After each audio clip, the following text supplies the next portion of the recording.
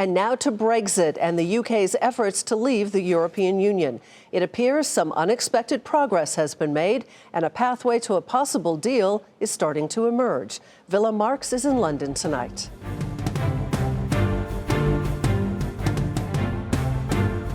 For the past 3 years, this French politician has walked, talked and breathed Brexit. Michel Barnier is the EU's top negotiator in talks with the UK, and by now even he may be running out of steam. Brexit is like climbing a mountain. We need vigilance, determination and patience. But today, Barnier met his British counterpart, Stephen Barclay, and their smiles and handshakes helped boost pound sterling. That's because currency traders and investors sense the two sides may be approaching a long, elusive agreement, one that may avoid a disorderly and economically damaging British departure from the EU. In private, senior European officials tell me they're slightly more hopeful, but in public they remain rather reticent. I'm not going to go into emotions from the podium. We are working towards a deal because this is the determination to arrive at a deal. And I think if there is a will, there is, of course, a way. Otherwise, people would not be working on this. Among those working hardest, the British Prime Minister Boris Johnson and Irish Taoiseach Leo Varadkar.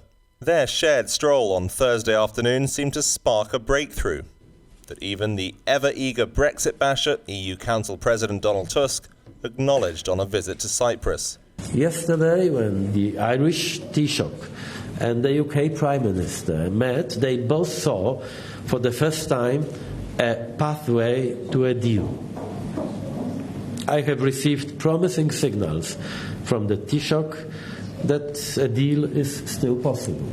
Nice to meet you. Back in Britain, Boris Johnson battered away questions about concessions he may have made over customs checks at the Irish border. I think it would be wrong of me to give a running commentary on the negotiations, and why, with the greatest possible respect, I think look at everything that I've said previously. I think you can draw your own conclusions from that. His critics may still consider him a political paper tiger. But if a deal is finally sketched out this weekend, the Prime Minister may have painted his way out of a particularly perilous corner. For Nightly Business Report, I'm Willem Marx in London.